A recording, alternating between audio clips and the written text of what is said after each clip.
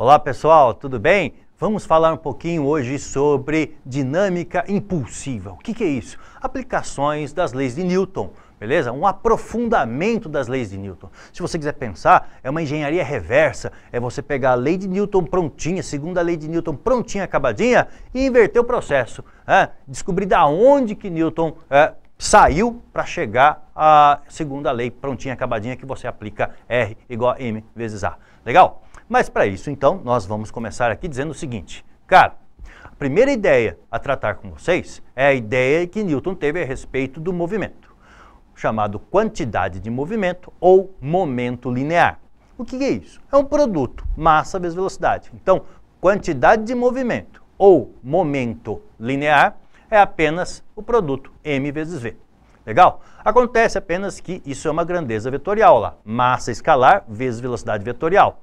Portanto, produto escalar, massa vezes velocidade, me dando quantidade de movimento que também será vetorial. Ora, cara, quais são as unidades de medida? Massa em quilogramas, velocidade em metros por segundo. Portanto, a unidade que nós temos aí, quilograma vezes metro, dividido por segundo, ou também podendo ser chamado de Newton vezes segundo. Legal? Tá ok? Ora, meninos e meninas, o que acontece? Como nós falamos, vetor velocidade e vetor quantidade de movimento vão sempre ter a mesma orientação, porque esse produto escalar apresenta o produto, então, a multiplicação da massa, que é positiva, sempre positiva, não existe massa negativa, e a velocidade, o vetor velocidade. Por isso, cara, você vai ter aqui, ó, poxa, cara, primeira ideia, vetor quantidade de movimento, tá ok? Ora, você tem ali o vetor velocidade, certo? E na mesma direção, no mesmo sentido, ou seja, na mesma orientação, o vetor quantidade de movimento. Para onde aponta a velocidade, aponta a quantidade de movimento. Para onde aponta a quantidade de movimento, aponta a velocidade. Legal? Isso aí me leva a três situações possíveis. Você fala assim, cara, eu tenho uma massa menor que 1. Significa que o vetor quantidade de movimento vai ficar um pouquinho menor que o vetor velocidade. Se a massa for igual a 1, o vetor quantidade de movimento vai ter o mesmo tamanho do vetor velocidade.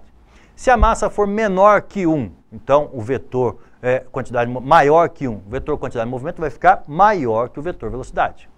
Aí se a massa for menor que 0, não existe, vamos lembrar disso, né? Não existe massa negativa, tá ok? Mas é um produto escalar, massa multiplicado por velocidade.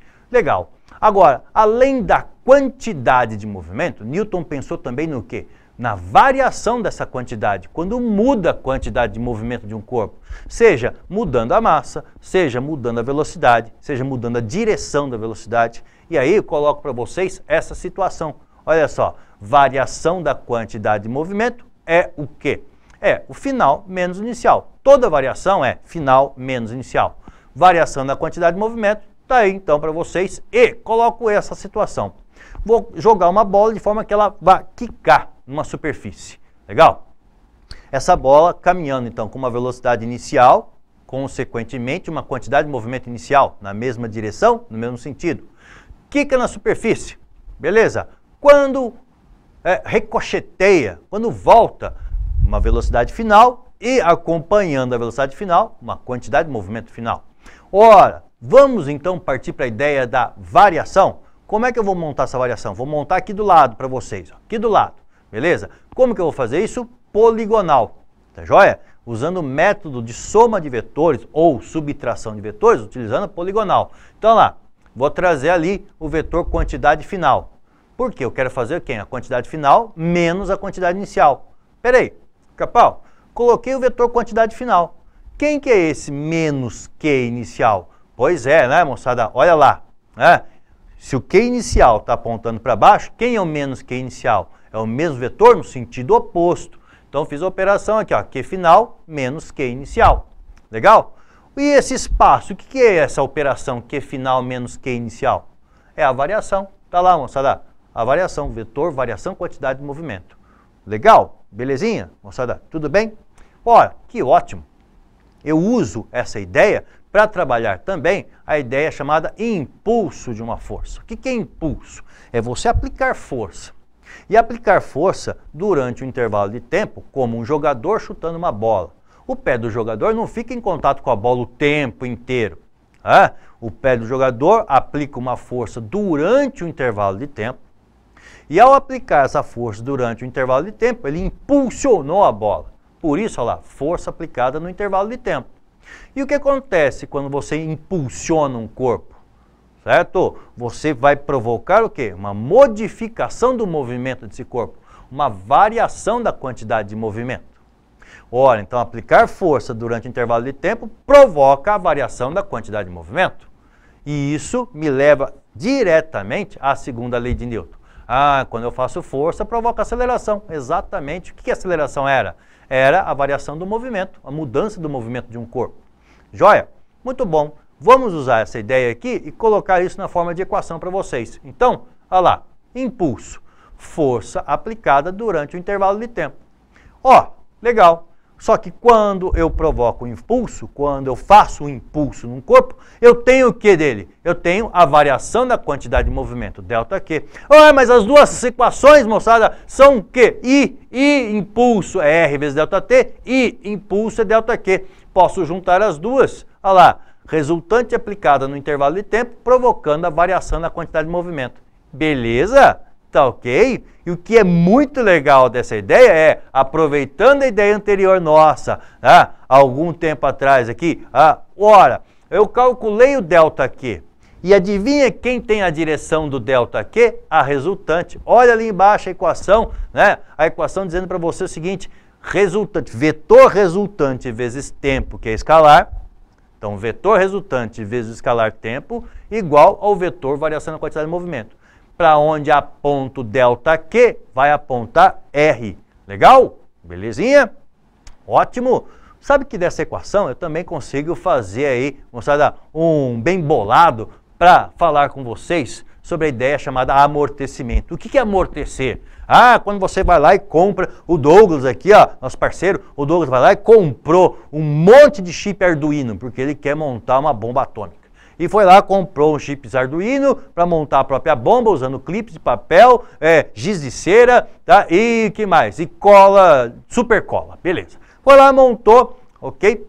Porém, para esses chips chegarem até ele, veio da China. Demorou 60 dias para chegar da China. Tá, quando chegou aquela caixinha bonitinha, embrulhadinha, abriu a caixinha, dentro os chips, como é muito delicado, vem envolvido em plástico bolha. Que beleza. Ele olha aquilo e fala assim, chips do lado, agora eu vou brincar com plástico bolha. E começa, tac, tac, tac, tac, e trá! Que beleza, que delícia.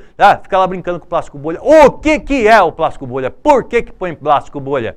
O plástico bolha, ele oferece amortecimento, tá joia? Ora, e o que é amortecer? É impedir que haja troca de forças? Não. É deixar que aconteça a interação, mas aumentar o tempo dessa interação. Então, moçada, olha lá, usando o teorema do impulso, usando a equação que nós vimos agora há pouco, passei o tempo dividindo, significando o quê? Cara, se eu consigo ter um sistema que sofre um primeiro amassamento, um primeiro esmagamento, antes de chegar ao objeto de interesse, então eu vou permitir com isso o amortecimento, a suavização da troca de forças. Como? Então, aumentando o tempo da interação, eu diminuo a força trocada, eu não impeço que ela aconteça, eu apenas suavizo, esmagando então um objeto feito para isso, um amortecedor. Legal? Ok? Então essa é a ideia do plástico bolha, é essa a ideia do amortecedor no carro, é essa a ideia das molas, amortecer. Legal? Pica-pau, eu fui numa loja e comprei pratos, e entre os pratos eu vi que a moça colocava papel amassado. Mas por quê? O papel amassado exatamente para amortecer ali o contato. Meu tênis tem amortecedor, qual a finalidade dele? Impedir o impacto? Não. Amortecer, então ele se esmaga, certo? Ele se espreme, tá? Se espreme para quê? Para amortecer, aumentar o tempo de impacto, diminuindo a força trocada. Legal? Muito bem. Aí você fala assim, e se eu tiver uma força variável? De novo a parte gráfica com vocês. Veja que o recurso gráfico ele é muito útil. E aqui, moçada, tendo um gráfico de força versus tempo, ora, força versus tempo, legal? Se eu tenho ali uma força variável atuando sobre um corpo, uma força elástica, ou então uma força crescente, depois contínua, decrescente, aí a força passou a atuar no sentido oposto, beleza? O que acontece? Cara, podemos com esse gráfico obter o quê? Gráfico de força versus tempo. A área desse gráfico me dando então o impulso, ou, se preferirem, a variação da quantidade de movimento de um corpo, beleza? Então lá, o impulso é numericamente igual à área ou conjunto de áreas compreendidas entre a curva característica, entre o seu gráfico e o eixo horizontal. Fechou? Beleza? Então, tá aí, moçada. Impulso. No caso, são duas áreas, A1 mais A2. Não sei calcular a área de trapézio, pica-pau, não lembro. Não tem problema, meu velho, subdivide em mais áreas. Então, o que é aquele trapézio? É um triângulo, mais um retângulo, outro retângulo, beleza? Então, vamos ser a soma das áreas. Show? Beleza? É isso aí, galera. Até o próximo.